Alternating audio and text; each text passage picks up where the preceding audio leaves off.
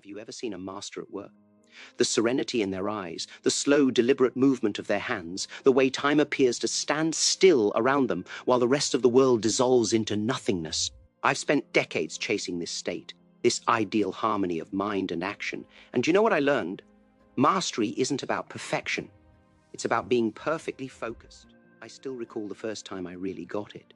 I was 17, training until my knuckles were bleeding at a tiny gym in Hong Kong. For hours, I had been repeating the same punch, again and again. My form was perfect, my body in exactly the position my Sifu had instructed me. But something was lacking, and he was correct. My mind was anywhere, on the girls who had walked by the open door to the gym, on the fight I'd gotten into with my father that morning, on what I was going to have for dinner, on how my muscles ached. My body was there, but my mind wasn't. They want to know how to kick faster, punch harder, move more forcefully, but they're questioning incorrectly. Your physical power is limited by your body, but the power of focus is limitless. A focused mind can do what's impossible because focus removes anything that gets in your way. Let me tell you something that most people never know. Your biggest competitor isn't the one in front of you. It's not your boss, your competition, or even your situation. Your biggest competitor is distraction. It's the 1,000 little thoughts tugging you in various directions, dismembering your power until all you have is scattered attempts and partial results. Observe the world around you. Everybody is busy, everybody is in motion, everybody is doing. But how many are actually concentrated? They text on their phones while conversing with loved ones. They ponder work while at home, and home while at work. They initiate projects they never complete and promise things they don't remember to do. They are everywhere and nowhere simultaneously. Is this how you've lived then? Tell yourself the truth. How long has it been since you focused on something entirely, in full, in whole? When was the last time you became so engrossed in activity that time fled and the world dropped away? This condition, this flow, as some call it, is not some magical state reserved for geniuses and masters. It's your default state when distractions recede. It's what occurs when your mind is like water, one, strong, and focused. The tragedy of contemporary life is that it is constructed to distract your attention. Each notification, each headline, each new care or desire, they're all slaps against the water of your mind, splashing your energy in 1,000 futile ways. And you wonder why you're exhausted yet unsatisfied, busy yet ineffectual, always in motion but going nowhere. I learned from the ancient martial arts philosophers with as much zeal as I learned combat techniques. Do you have any idea what the old masters taught was the highest art of a warrior to possess? Not speed, not strength, not even courage. The highest art was the art of staying unfocused. But this is where most people get focus wrong. They believe that it's a matter of straining the mind into stiff focus, gritting your teeth, and shoving distractions away with raw willpower. This is not focus. This is tension, and tension is the killer of real power. Real attention is not strict. It's malleable. It's not forced. It's organic. It's not tensing up to listen. It's getting so engaged you couldn't possibly divert your eyes if you wanted to, like water flowing in one direction, gaining strength as it flows. When I'm training, not so much about going through the motions as actually training, time is lost. There is no future to fret about, no past to rue. There is only this kick, this punch, this instant. My breathing is in rhythm with my movement, my mind quiet but fully attentive. I don't think about what I am doing, I just do it with every part of my being. This state is not unique to the martial art. The painter has it at the canvas, the musician at their instrument, the surgeon at the operating room, the parent intensely present with his or her child. It might occur at the most monumental challenge or at the most mundane chore. I used to have the whole of one afternoon devoting myself to calligraphy, repeating the same Chinese character hundreds of times. The hours slipped away like minutes. Because I wasn't simply inscribing a symbol, I was infusing the whole of my consciousness into the motion of the brush, observing the ink flow, sensing the paper's texture, feeling the sweet union of intention and action. That one afternoon of concentrated practice lessened me more than weeks of inattentive effort could. This is the key that most people overlook. 1 hour of pure concentration, better than days of scattered attention. The first dragon is external distraction, the constant din of the contemporary world, your phone ringing, people cutting in, the constant stream of information vying for your attention. Most humans are subject to these distractions. They jump at every beep like a dog to a whistle, raking their focus 100 times a day. I learned at a young age to make sacred space for concentrated work. When I'm training, my studio is a fortress against distraction. No phones, no interruptions. Something to draw my mind away from the task. You have to do the same. Make times and spaces where nothing is permitted to break into your concentration. Protect these sacred spaces like a warrior protects his life, because your life's work hangs on them. The second dragon is inner distraction, the restlessness of wandering in your own mind. Even in quiet, in isolation, the untrained mind leaps from thought to thought like a monkey leaping from branch to branch, never restful, never fixed. Most people feel that they can't stop this mind chatter. They're mistaken. The mind is trainable, like the body, through repetition and proper form. The ancient discipline of meditation is not some otherworldly ceremony. It's utilitarian brain training, exercising your concentration muscle, just as push-ups exercise your arms. Every morning before I start physical training, I sit in silence for 20 minutes, concentrating only on my breath. When thoughts come up, and they always do, I note them without judgment and softly come back to my breath. I don't struggle with the thoughts. Struggling creates tension. I just refocus my attention again and again, training my mind to come back to what's important. At first, this is annoying. Your mind will drift away a million times. Don't worry, this is temporary. But with practice, day by day, week by week, you'll gain a mental calm that most people never know. Your ability to control and sustain attention will be your superpower in a world of wandering minds. The third and most pernicious dragon is divided intention, wanting too much at once, pursuing too many goals, having too many masters. Even if you defeat external and internal distractions, a divided purpose will still divide up your power. I learned this lesson hard and early in my career. I wished to be a master of martial arts, a Hollywood actor, a philosopher, an educator, and a businessman, all simultaneously. My energies were splintered, and I advanced slowly in every one of them. Not until I became proficient at directing all of myself to concentrate strongly on a single worthy aim did I find that I began to succeed at that which I aimed. This doesn't mean abandoning your other dreams. It means organizing them in time, focusing completely on what's most important now. Then moving to the next priority with the same undivided attention. As the ancient saying goes, the man who chases two rabbits catches neither. The first rule, where attention goes, energy flows. You can't keep your attention on something that doesn't profoundly concern you. The more meaningful the goal, the less attention you'll need to keep it. I never struggled to focus in training because I knew precisely why I was training. To express myself authentically through my work, to expand the potential of the human being, to live the values that I stood for. Ask yourself, what am I doing that's worth my undivided attention? If you cannot discover a compelling answer, either discover richer significance in what you're doing or do something else. Life is too short to offer your valuable attention to insignificant things. The second principle, simplicity is a friend to focus. Complexity is the enemy of focus. If your surroundings are cluttered, your calendar is full, and your goals are many and conflicting, your focus will always be divided. I did the same with everything else in my life that didn't directly align with my objectives. My workout routine, while grueling, was designed around a small group of fundamental exercises completed with total focus instead of dozens done quickly. My philosophy, while adapted from numerous schools, was boiled down to precepts that I could genuinely follow.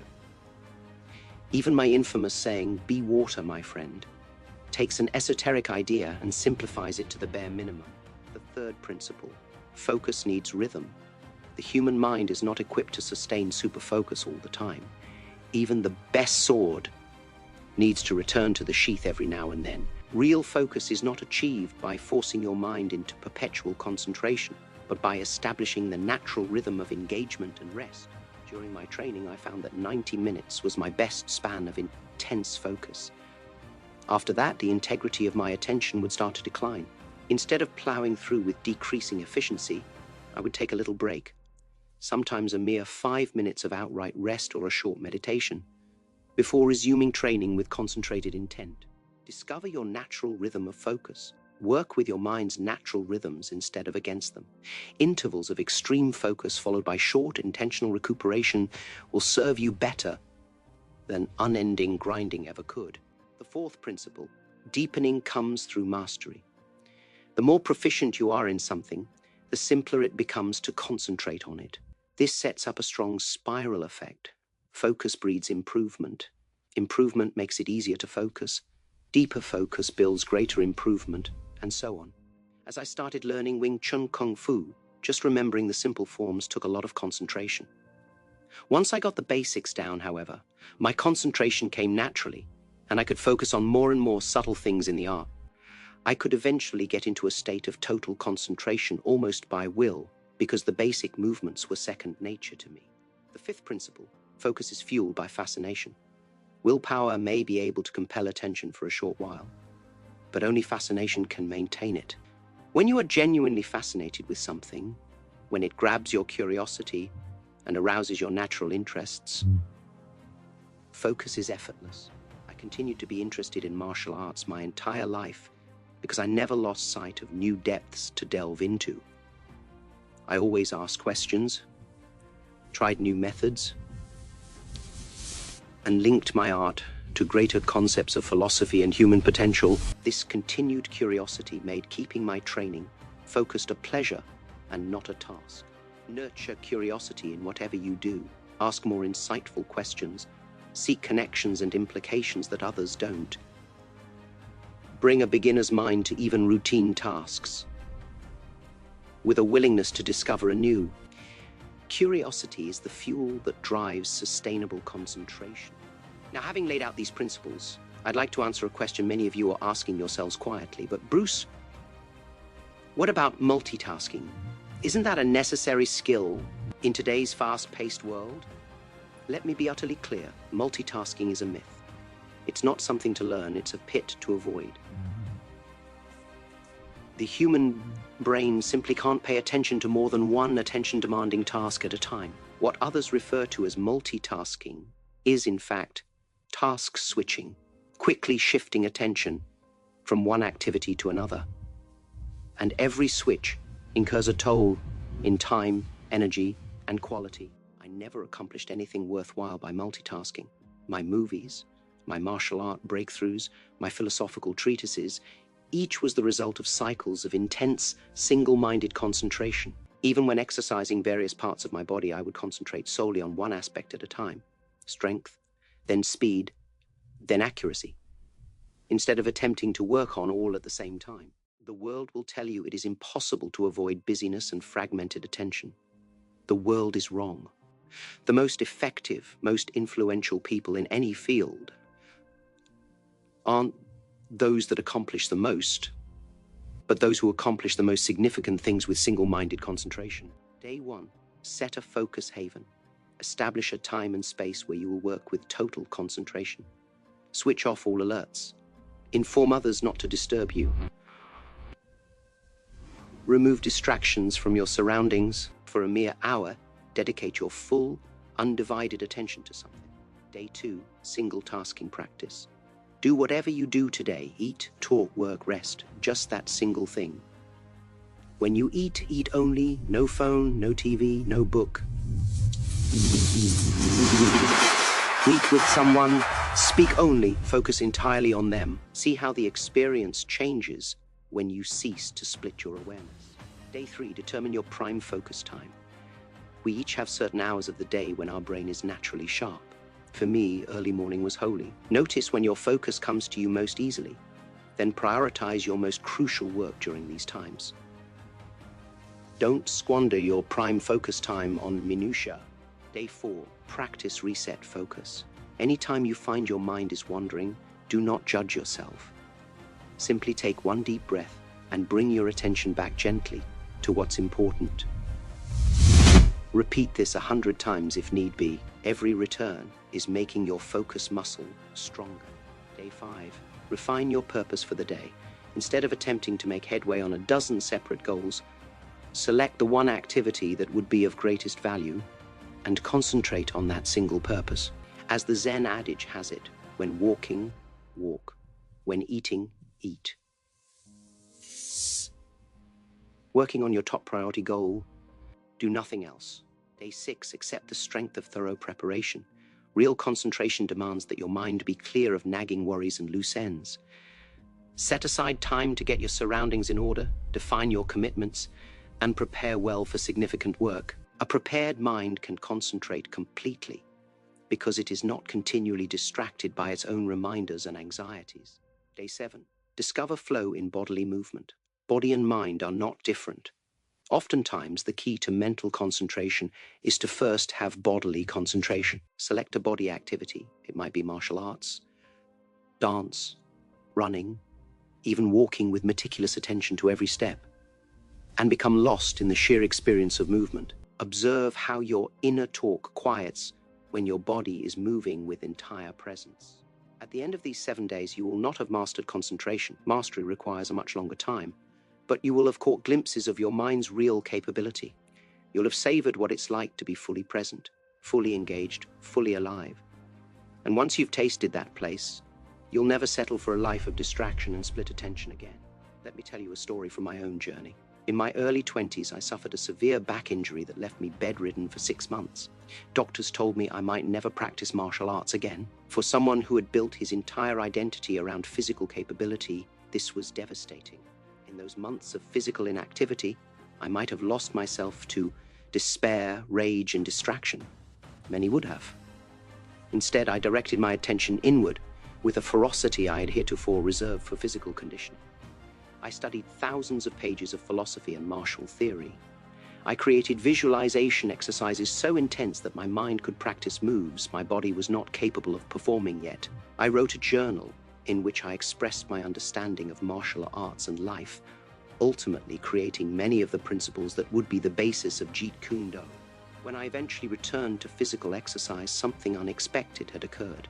My concentration had become more intense than ever before. Go into a state of full presence whenever I chose. My movements, while initially less strong, were filled with a precision and lucidity that even amazed me. That injury, which appeared to be the end of my martial arts career, really took it to a place I may never have achieved otherwise. Why? Because it showed me that unbreakable concentration doesn't rely on perfect conditions. It doesn't need perfect health, perfect situations, or perfect surroundings. It needs only a choice to put your entire attention on what counts, despite limitations.